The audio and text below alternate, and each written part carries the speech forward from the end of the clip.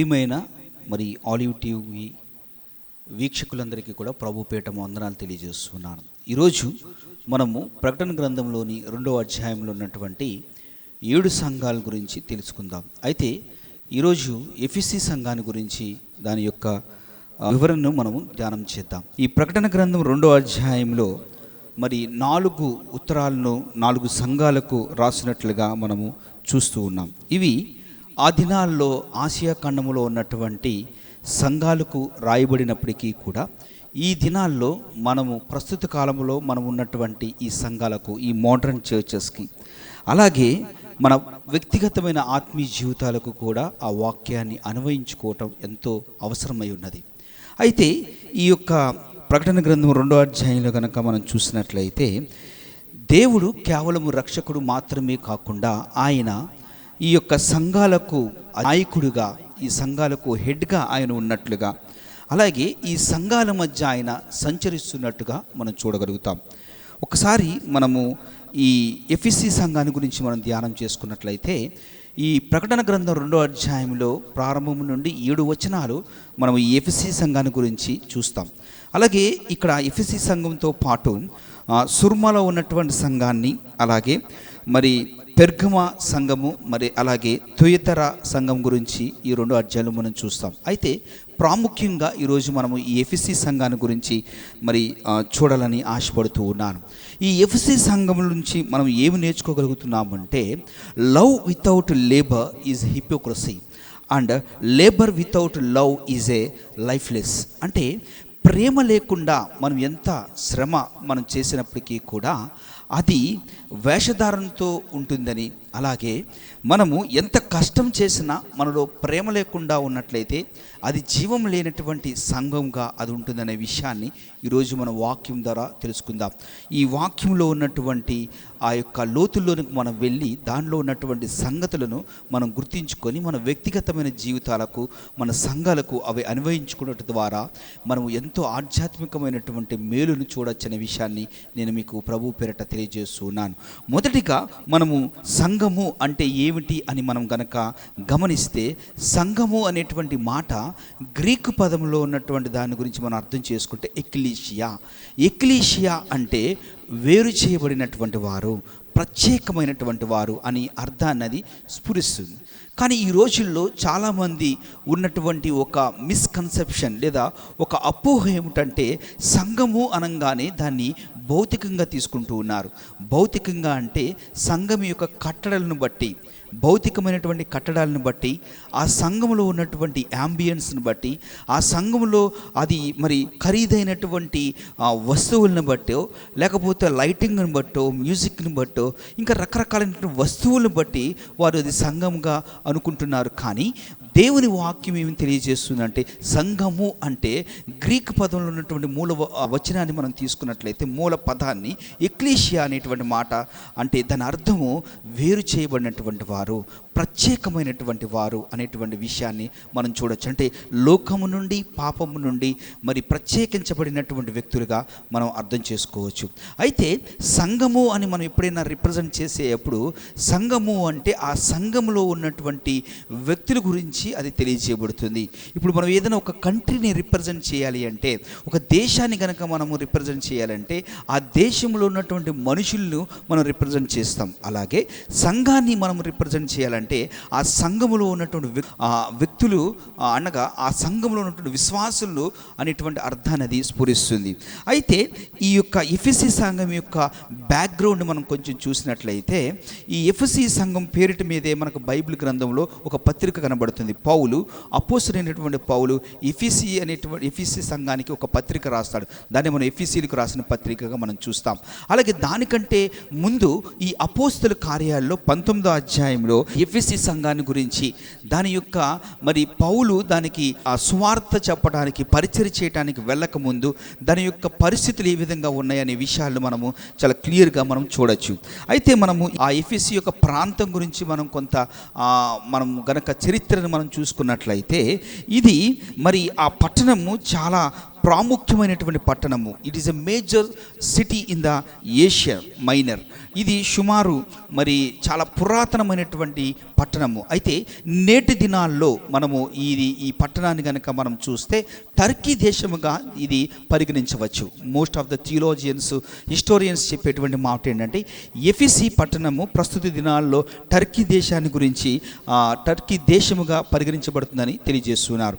అయితే ఈ ఎఫెసీ పట్టణము మరి పాత ఏన్షియంట్ వరల్డ్లో 7 వండర్స్లో ఒక వండర్ అన్నమాట. అంటే అంత ప్రఖ్యాతిగాంచినటువంటి పట్టణము ఈ యొక్క ఎఫెసీ పట్టణము. మనం చూసినట్లయితే ప్రస్తుతం 7 వింతల్లో ఒక వింతైనటువంటి తాజ్మహల్ భారతదేశంలో ఎలాగైతే అది పరిగణించబడుతుందో, అలాగే మరి ఏన్షియంట్ వరల్డ్లో కూడా ఈ ఎఫెసీ పట్టణానికి అంత చారిత్రకమైనటువంటి మరి పేరు ప్రఖ్యాతులు ఉన్నట్టుగా మనం చూస్తాం.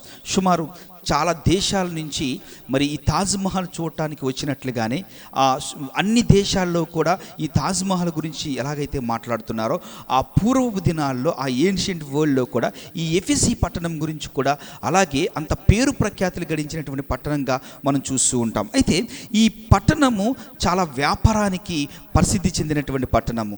ఈ ఎఫెసీ పట్టణము మతంలో ఎంతో మరి నిష్ట కలిగినటువంటి వారిగా, మరి అతి భక్తి కలిగినటువంటి వారిగా, మరి ఎంతో భక్తి శ్రద్ధలు కలిగినటువంటి పట్టణంగా అది మనకి కనబడుతూ ఉన్నది. అలాగే చాలా కల్చరల్ సెంట్రల్గా ఉన్నట్టుగా కూడా మనకు కనబడుతుంది. అయితే ఈ ఎఫెసీ పట్టణం అంతా కూడా మనం చూస్తే మరి అనేకమైన విగ్రహాలతో నింపబడినటువంటి పట్టణముగా, అలాగే సెక్షువల్ ఇమ్మొరాలిటీ కూడా ఉన్నట్టుగా మనం చూస్తూ ఉంటాం. అంటే మనం చూస్తే అడుగడుగున మరి ఒక ప్రాంతం నుంచి ఒక ప్రాంతంలోకి వెళ్ళేప్పటికే మనకు ఎన్నో విగ్రహాలు, ఎన్నో దేవాలయాలు ఇలా కలిగినటువంటి పట్టణంగా ఇది మనం చూస్తాం. అయితే అపోస్తల కార్యాలు 19వ అధ్యాయంలో మనం చూస్తే మొట్టమొదటిసారి పౌలు తన మిషనరీ యాత్రలో 3 సంవత్సరాలు ఈ ఎఫెసీ పట్టణంలో ఆయన పరిచర్య చేసినట్టుగా, ఆయన తదుపరి మరి ఈ తిమోతి పరిచర్య చేసినట్టుగా, అలాగే యోహాను కూడా ఈ యొక్క ఎఫెసీ పత్రంలో మరి ఆయన పరిచర్య చేసినట్లుగా మనం అపోస్తల కార్యాల్లో చూడగలుగుతాం. అయితే ఇంత భయంకరంగా ఉన్నటువంటి ఈ ఎఫెసీ పట్టణము విగ్రహారాధన చేసేటువంటి పట్టణము, మరి ఎంతో భక్తి ఉన్నప్పటికీ కూడా ఎంతో గొప్ప మరి టెంపుల్స్ ఉన్నట్టుగా కూడా ఎంతో పేరు ప్రఖ్యాతి గడించినటువంటి దేవాలయాలు ఉన్నటువంటి పట్టణంగా ఉన్నప్పటికీ కూడా అది నిజమైనటువంటి దేవుణ్ణి కలిగి లేనటువంటి పట్టణంగా మనం చూస్తూ ఉంటాం. అయితే ఈ ఎఫెసీ పట్టణంలో ఎలాగ దేవునిలోకి మార్చబడిందయ్యా అంటే పౌలు యొక్క మిషనరీ యాత్ర ద్వారా, పరిచర్య చేయడం ద్వారా ఆ సంఘము మరి దేవునిలో క్రీస్తుని నమ్ముకొని క్రీస్తు స్వరూపంలోనికి మార్చబడినదిగా, క్రీస్తుని కలిగినటువంటి సంఘంగా ఉన్నది. అయితే ఈ ప్రకటన గ్రంథం 2వ అధ్యాయంలోకి వచ్చినప్పుడు ఈ ఎఫెసీ సంఘాన్ని గురించి యేసు ప్రభువు వారు ఏం మాట్లాడుతున్నారు, మరి దాని గురించి ఏమని చెప్తూ ఉన్నారో అనే విషయాన్ని ఈరోజు మనం ధ్యానం చేసుకుందాం. నేను ప్రారంభంలో చెప్పిన రీతిగానే ఇది ఎఫెసీ సంఘాన్ని గురించి చెప్పబడుతున్నటువంటి మాటలైనప్పటికీ కూడా ప్రస్తుత దినాల్లో మనం ఉన్నటువంటి సంఘాలకు, సంఘములో ఉన్నటువంటి మన వ్యక్తిగత జీవితాలకు కూడా ఈ మాటలు, ఈ వాక్యము ఎంతో ఆవశ్యకమైనటువంటిది, చాలా అవసరమైనటువంటిదిగా ఈ రాకడ సమీపంలో దినాల్లో ఉన్నటువంటి మనందరికి కూడా ఎంతో అవసరమైనటువంటిదిగా మనకి తెలియజేయబడుతుంది. ఇప్పుడు దేవుని బిడ్డలారా చూద్దాం. ప్రకటన గ్రంథం 2వ అధ్యాయం 1వ వచనం చూస్తే ఎఫెసీలో ఉన్నటువంటి సంఘపు దూతలకు ఇలాగు రాయము, 7 నక్షత్రములు తన కుడి చేత పట్టుకొని 7 దీపస్తంభముల మధ్య సంచరించేవాడు చెప్పు సంగతులు ఏవనగా. ఇక్కడ మొదటి వచనాన్ని కనుక చూస్తే మరి యేసు ప్రభువు వారే ఆ సంఘాల మధ్య సంచరిస్తున్నట్టుగా మనం చూస్తున్నాం. ఇంత నేను చెప్పిన రీతిగానే సంఘానికి సంఘ నాయకుడు ఉన్నప్పటికీ కూడా సంఘ నాయకుడికి పైన ఉన్నది ఎవరయ్యా అంటే దేవుడే. సంఘము దేవునిది, సంఘములో ఉన్నటువంటి బిడ్డలు దేవుని వారే. సంఘ కాపరి కేవలము దేవునికి సంఘానికి ఒక మధ్యగా ఉండి ఆయన యాజక ధర్మం చేసేటువంటి వ్యక్తే. కాబట్టి ఈ సేవకులు కూడా మరి దేవునికి లెక్క అప్పచెప్పవలసినటువంటి వారిగా ఉన్నారు. కానీ ఈ రోజుల్లో మనం చూసినట్లయితే చాలా సంఘాలకు దేవుడు నాయకుడిగా కాకుండా మనుషుల నాయకులుగా ఉంటూ చాలామంది సంఘాలని ఏలుతున్నటువంటి వారిగా మనం చూస్తూ ఉంటాం. కానీ ఇక్కడ వాక్యం మనం చూసినట్లయితే ఆ సంఘాల మధ్య దేవుడు సంచరిస్తున్నట్లుగా మనం చూస్తాం. అంత మాత్రమే కాదు, కానీ ఆయన చేతిలో, కుడి చేతిలో 7 ఏడు నక్షత్రాలు ఉన్నాయంట. అలాగే 7 దీపస్తంభాలు ఉన్నట్లుగా మనం చూస్తూ ఉన్నాం. సో ఈ చర్చెస్లో దేవుడు ప్రజెంట్ అయి ఉన్నాడు, ఆయన సంచరిస్తూ ఉన్నాడు. అయితే ఆ కుడి చేతిలో ఉన్నటువంటి మరి ఆ దీపస్తంభాన్ని గనక మనం చూసినట్లయితే ఆ దీపస్తంభం దేనికి సాదృశ్యమయ్యా అంటే సంఘానికి సాదృశ్యంగా ఉన్నది. అలాగే మనం పాత నిబంధన గ్రంథంలో కూడా ఈ దీపస్తంభాన్ని మనం చూస్తూ ఉంటాం. ఈ దీపస్తంభం ఎక్కడయ్యా ఉందంటే ప్రత్యక్ష గుడారంలో ఉన్నట్టుగా మనం చూస్తాము. అలాగే ఈ నూతన నిబంధన గ్రంథంలో మనం చూస్తే యేసు ప్రభు వారి చేతిలో ఈ దీపస్తంభం ఉన్నట్లుగా మనం చూస్తాం. చూడండి, మీకు మరొకసారి నేను వాక్యం చదువుతాను. 7 నక్షత్రములు తన కుడి చేత పట్టుకొని 7 దీపస్తంభముల మధ్య సంచరించువాడు చెప్పు సంగతులేమనగా, అంటే ఈయన చేతిలో 7 దీపస్తంభాలు ఉన్నాయి. ఇవి ఈ యొక్క దేవుని యొక్క సంఘాలకు సాదృశ్యంగా ఉన్నాయి. అదేవిధంగా ఆయన చేతిలో 7 నక్షత్రాలు ఉన్నవి. ఈ నక్షత్రాలు దేవదూతలు పోలి ఉన్నవి, అనగా ఇవి సంఘం యొక్క నాయకులుగా, సంఘాన్ని కాచేటువంటి కాపరులుగా ఉన్నవారు, సంఘాన్ని నడిపించేటువంటి వారుగా మనం చూస్తూ ఉన్నాం. అయితే ఈ ఈ ఈ యొక్క దేవుని యొక్క సంఘ నాయకులుగా ఉన్నటువంటి వ్యక్తులు ఈ కూడా దేవునికి లెక్క అప్పచెప్పాల్సినటువంటి వారుగా మనం చూస్తూ ఉన్నాం. ఎందుకంటే ఈ సంఘాలని దేవుడు చూస్తూ ఉన్నాడు. ఈ సంఘాల మీద ఆయన సార్వభౌమాధికారం కలిగినటువంటి వాడుగా ఉన్నాడు. అలాగే ఆయన ప్రజల మధ్య ఆయన సంచరించేవాడుగా ఉన్నాడు. కాబట్టి ఈ యొక్క మొదటి వచనంలో మనం చూసినట్లయితే సంఘము దేవునిది, సంఘంలో ఉన్నటువంటి ప్రజలు దేవుని వారు, దేవునికి ఆ సంఘ నాయకులు లెక్క అప్పచెప్పవలసినటువంటి వారిగా మనము చూడగలుగుతున్నాం. ప్రియ దేవుని బిడ్డలారా, ఈ యొక్క ఎఫెసీ సంఘాన్ని గురించి 2వ వచనం నుండి 3వ వచనంలో మనం చూస్తే దేవుడు వారి గురించి ఒక మంచి సాక్ష్యాన్ని మనం చెప్తున్నట్టుగా మనం చూడగలము. చూడండి, 2వ వచనం మనం చూస్తే, నీ క్రియలను, నీ కష్టమును, నీ సహనమును నేను ఎరుగుదును. నీవు దుష్టులను సహింపలేవనియు, అపోస్తులు కాకయే తాము అపోస్తులమని చెప్పుకుని వారిని పరీక్షించి వారి అబద్ధకులని నీవు కనుగొంటివనియు, నీ సహనమును కలిగి నా నామము నిమిత్తము భారము భరించు అలయలేదనియు నేను ఎరుగుదను. ఇక్కడ మనము ఈ ఎఫెసీ సంఘానికి ఉన్నటువంటి కొన్ని మంచి లక్షణాల గురించి మనం చూడగలుగుతున్నాం. మొదటిది చూస్తే హార్డ్ వర్కింగ్. ఈ సంఘము కష్టపడేటువంటి సంఘము. దేవుడు చెప్తున్నాడు ఈ సాక్ష్యము ఏంటంటే, they are not lazy, they are serving the God faithfully. దేవుణ్ణి ఎంతో భక్తి శ్రద్ధలతో విశ్వాసంతో ఆయన్ని సేవించేటువంటి వారిగా, ఆయన్ని ఆరాధించేటువంటి వారిగా ఈ ఎఫెసీ సంఘం కనబడుతుంది. చూడండి, ఈ దినాల్లో మనం చూసినట్లయితే చాలామంది మందిరానికి వచ్చేటువంటి వారు రారు. చిన్న వర్షం వస్తే దేవుని మందిరాన్ని మానేసేటువంటి వారు ఉంటారు, లేదా చిన్న ఏదన్నా వాళ్ళకి ఇబ్బంది కలిగితే దేవుని మందిరాన్ని మానేసేటువంటి వారు ఉంటారు, లేదంటే వారికి ఉన్నటువంటి ఆ పనులను బట్టో, వారికి ఉన్నటువంటి అవసరాలను బట్టో, లేకపోతే వారు ఇంకా వేరే లోకల్లో ఉన్నటువంటి అనేకమైనటువంటి పనులతో బిజీ అయిపోయి దేవుడి మందిరాన్ని నిర్లక్ష్యం చేసేటువంటి వారు ఉంటారు. అయితే ఇక్కడ ఈ సంఘాన్ని గురించి ఏం రాయబడుతుందంటే, వాళ్ళు చాలా కష్టపడేటువంటి వారు, హార్డ్ వర్కింగ్ చేసేవారు, వారు లేజీగా ఉండేవారు కాదని ఇక్కడ తెలియజేయబడుతుంది. అలాగే వాళ్ళు డాక్ట్రినల్గా కూడా చాలా సౌండ్. ఈ యొక్క ఎఫెసీ సంఘము అంటే దేవుని వాక్యం యొక్క అంతా కూడా వారు ఎరిగినటువంటి వారు, దేవుని వాక్యాన్ని పఠించేటువంటి వారు. ఈ రోజుల్లో మన సంఘాలను చూస్తుంటే సంఘము ఏ చందన ఉందంటే, ఏ విధంగా ఉందంటే వాపే కనబడుతుంది తప్ప వాటిలో బలం లేదు.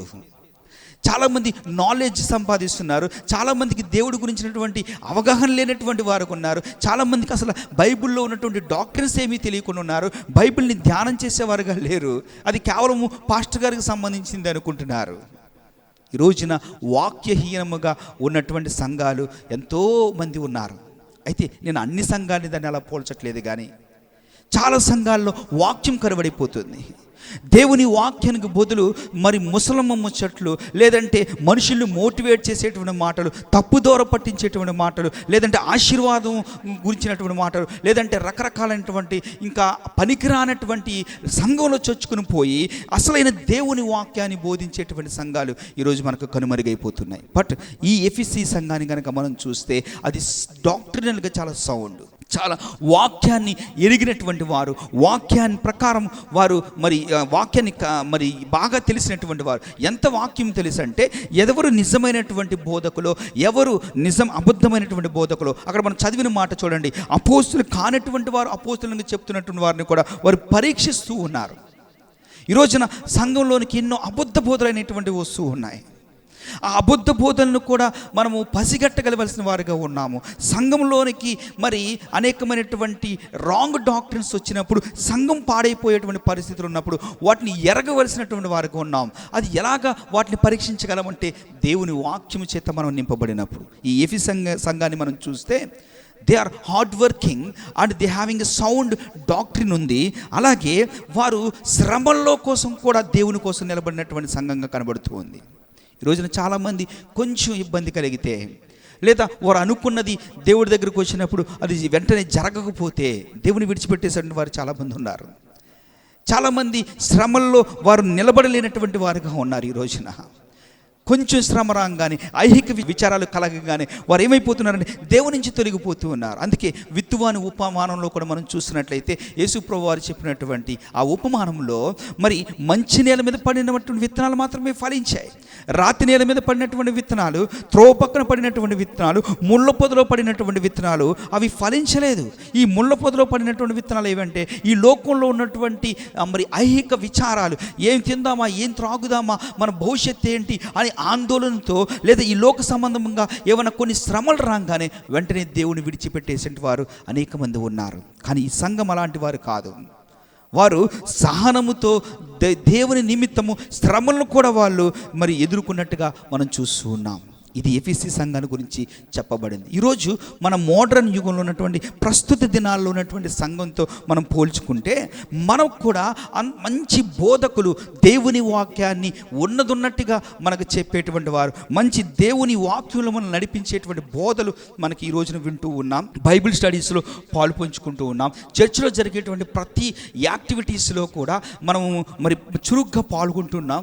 చర్చిలో యొక్క జరిగేటువంటి ప్రతి కార్యక్రమంలో కూడా మనం పాలు పంచుకుంటున్నాం ఉన్నాం. అలాగే చాలా మరి స్ట్రాంగ్ డిసిప్లైన్తో మనం ముందుకు వెళ్తున్నాం. అయితే ఒకటి మిస్ అయింది. ఏమిటది? మనం ఆలోచన చేయాలి, అది ఏం మిస్ అయ్యామా అని. ఇక్కడ ఎఫీసీ సంఘంలో ఏదైతే మిస్ అయ్యామో అదే ఈ రోజున మనం కూడా మిస్ అవుతున్నాం. అది ఏమి మిస్ అయ్యామో నెక్స్ట్ వచనంలో దేవుడు దాన్ని క్లియర్గా తెలియజేస్తున్నాడు. చూడండి, ఒకసారి చూద్దాం. 4వ వచనాన్ని చూస్తే, అయినను మొదటి ప్రేమ నీకుండిన ప్రేమను నీవు వదిలితివని నేను నీ మీద తప్పు ఒకటి మోపవలసి ఉన్నది. చూడండి, ఎఫీసీ సంఘము హార్డ్ వర్కింగ్ చేసే సంఘము, చాలా సౌండ్ డాక్ట్రిన్ కలిగినటువంటి సంఘము. వాళ్ళు లేజీగా ఉండేవాళ్ళు కాదు, చాలా భక్తి కలిగినటువంటి వారుగా ఉన్నారు. అలాగే వారు మరి శ్రమల్లో కూడా దేవుని కోసం నిలబడిన వారుగా ఉన్నారు. కానీ వారిలో మొదటి ప్రేమను వారు మిస్ అయిపోయినట్టుగా మనం చూస్తూ ఉన్నాం. అందుకే ప్రారంభంలో నేను చెప్పాను, love without labour is hypocrisy and labour without love is lifelessness. అంటే ప్రేమ లేకుండా శ్రమ ఉన్నా అది వేషధారణ అవుతుంది. శ్రమ ఉండి ప్రేమ లేకపోతే అది జీవం లేనిదిగా అయిపోతుంది. అలాగే ఈ ఎఫీసీ సంఘం కూడా మనకు కనబడుతూ ఉన్నది. అంటే వారు పైకి భక్తి కలిగినటువంటి వారుగా ఉన్నారు, లేదా మంచి మారు మనసు పొందారు, రక్షణ పొందారు, చాలా చక్కగా ఉన్నట్టుగా ఉన్నారు. కానీ వాళ్ళు మొదటి ప్రేమను పోగొట్టుకున్నారు.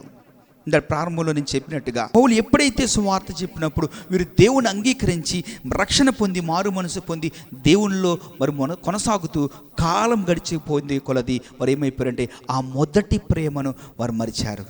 మొదట రక్షణ పొందినటువంటి దినాల్లో, మారు మనసు పొందినటువంటి దినాల్లో వారు ప్రారంభంలో ఎలాంటి మంచి మరి ఆ మనస్సాక్షిని కలిగి ఉన్నారో, ఎలాగ ప్రార్థించేటువంటి వారో, ఎలాగ దేవుని వాక్యాన్ని ధ్యానించేవారో, దేవునితో సహవాసము, సంఘముతో సహవాసము కలిగినటువంటి వారుగా ఉన్నారో, అవన్నీ కూడా ఆ మొదటి ప్రేమను వారు పోగొట్టుకున్నట్లుగా మనం చూస్తూ ఉన్నాం. అదే 4వ వచనాన్ని మనం చూస్తూ ఉన్నాం. వాళ్ళు ప్రేమ వదిలేశారంటే ఏదో తెలియకోకుండా కాదు, చాలా కాన్షియస్గా దేవుని విడిచిపెట్టేసినట్టుగా, ఆ మొదటి ప్రేమను విడిచిపెట్టినట్టుగా మనం చూస్తూ ఉన్నాం. అంటే వారిలో ఏం మిగిలిందంటే దేవుడు తప్ప ఆ సంఘంలో అన్నీ ఉన్నాయి. చర్చ్ యాక్టివిటీస్ ఉన్నాయి, బైబిల్ స్టడీస్ ఉన్నాయి, చర్చ్ అటెండెన్స్ ఉంది, అన్ని కార్యక్రమాలు పాల్గొంటున్నారు. But they are missing the God. అంటే ఇలా కూడా ఉంటుందా అంటే ఉంటుంది. Sometimes we realise our personal lives. ఒక్కసారి మనమే పరీక్షించుకుంటే మనము ఆ మొదటి దినాల్లో, ఆ మొదటగా రక్షణ పొందినటువంటి దినాల్లో దేవునితో మనకున్నటువంటి ఆ ఇంటిమసీని, దేవునితో మనకున్నటువంటి ఆ అన్యోన్యమైనటువంటి సహవాసాన్ని విడిచిపెట్టేయచ్చు.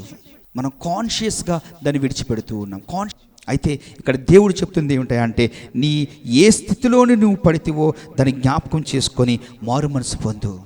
సంఘమే రెండు భాగాలుగా విడిపోయి, అదే సంఘంలో ఉదయం ఆరాధన చేసుకునే వాళ్ళు, లేదా రెండో ఆరాధన చేసేవాళ్ళు, లేదా సంఘం పక్కనే సంఘం పెట్టుకొని ఉన్నటువంటి వారు కాలంలో మనం ఎన్నో చూస్తూ ఉన్నాం. ప్రేమ చల్లారిపోయినటువంటి పరిస్థితి.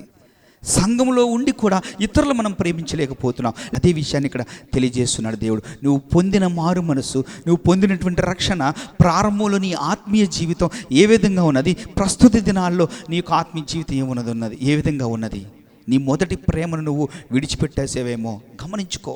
మీకు ఒక చిన్న ఉదాహరణ చెబుతాను. పెళ్ళైన కొత్తలో ఒక భార్య భర్తలు ఇరువురు కూడా ఒకే ఇంట్లో వారు ఉంటూ నివసిస్తూ ఉన్నారు. చాలా అన్యోన్యంగా వారు ఉండేవారు. కానీ కాలక్రమేణా ఏమైపోయిందంటే, వారి ఇరువురి మధ్య ఆ మొదట్లో ఉన్నటువంటి ప్రేమ, ఆప్యాయత, ఆ ఇంటిమసీ అనేటువంటిది తగ్గిపోయింది. But still they are living in the same house. వారు ఒకే ఇంట్లో వారు జీవిస్తున్నారు. కానీ మొదట్లో వారికి ఉన్నటువంటి ఆ ప్రేమ, ఆ ఇంటిమసీ వారి మధ్య లేకపోవచ్చు. అలాంటిదే ఇక్కడ సంఘం కూడా ఆయన వర్ణిస్తూ ఉన్నాడు. బయటికి బాగానే ఉంది, చాలా హార్డ్ వర్కింగ్ చేసేటువంటి సంఘంగా ఉంది, అలాగే చాలా సౌండ్ డాక్ట్రిన్ కలిగినటువంటి సంఘంగా ఉంది, శ్రమల్లో కష్టాల్లో కూడా దేవుని కోసం నిలబడేటువంటి సంఘంగా కనపడుతుంది. కానీ వారు ఆ మొదటి ప్రేమను కోల్పోయినటువంటి వారిగా మనం చూస్తూ ఉన్నాం. దేవుడు ఏం తెలియజేశాడనేది 5వ వచనం మనం చూస్తే, నీవు ఏ స్థితిలో ఉండి పడితివో అది జ్ఞాపకం చేసుకొని మారు మనసు పొంది ఆ మొదటి క్రియలను చేయము. అట్లు చేసి నీవు మారు మనసు పొందితే సరి, లేని ఎడల నేను నీ యొద్దకు వచ్చి నీ దీపస్తంభమును దాని చోటు నుండి తీసివేతును. దేవుడు ఒక వార్నింగ్ని ఆయన తెలియజేసినట్లుగా మనం చూస్తాం. ఏమిటది? ఒకసారి నువ్వు ఏ స్థితిలో పడిపోయావో దాన్ని జ్ఞాపకం చేసుకో. ఇక్కడ 3 విషయాలు మనం జ్ఞాపకం చేసుకోవచ్చు. ఒకటి, remember, repent, and finally you must repeat. దేన్ని రిమెంబర్ అంటే జ్ఞాపకం చేసుకో.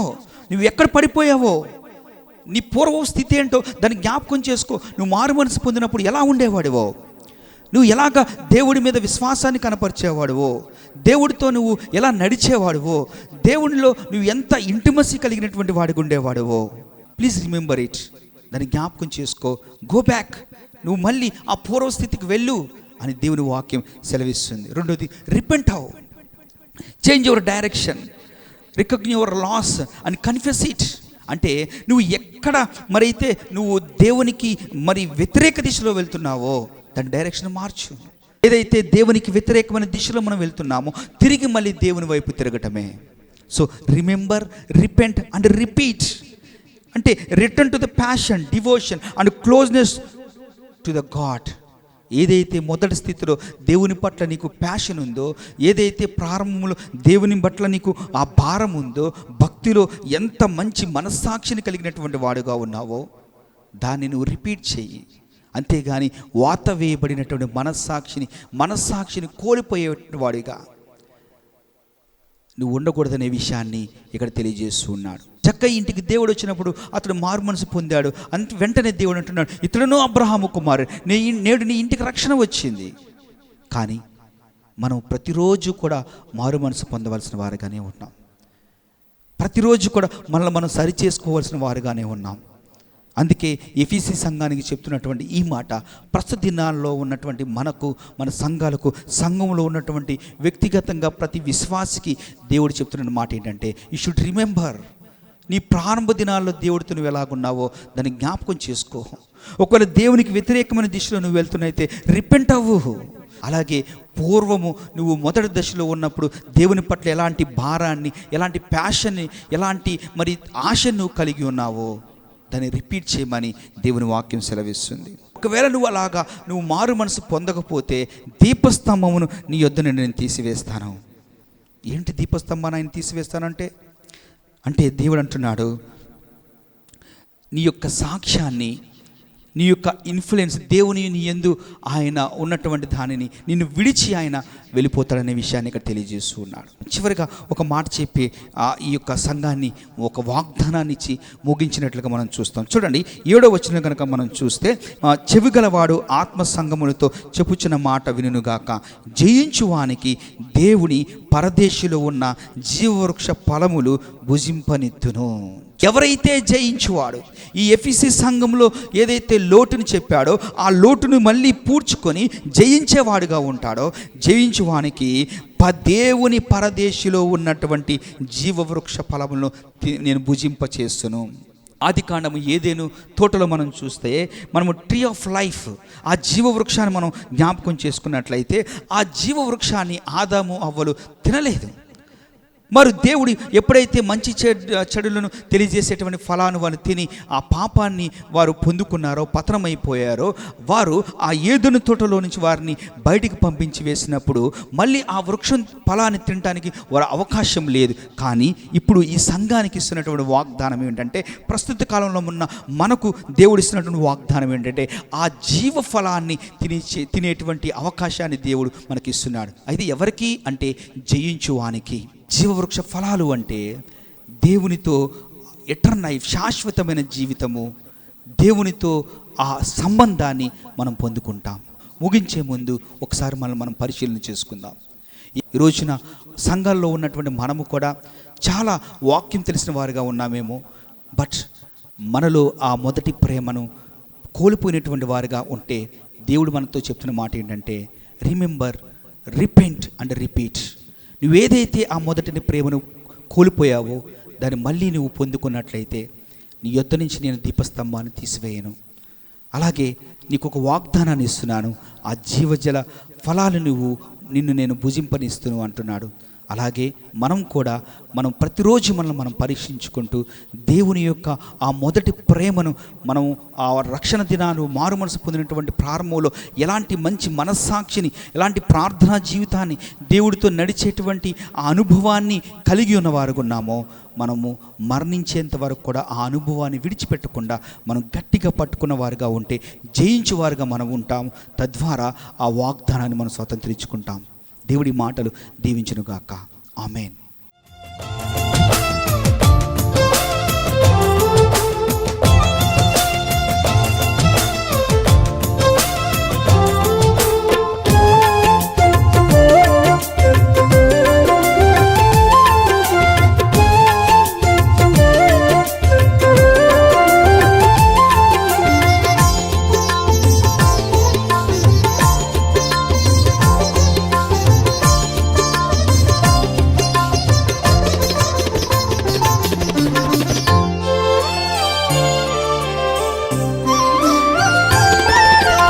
యాకోబుతో నీవు చేసిన నిబంధన జ్ఞాపకము చేసుకొని హెచ్చించినావు.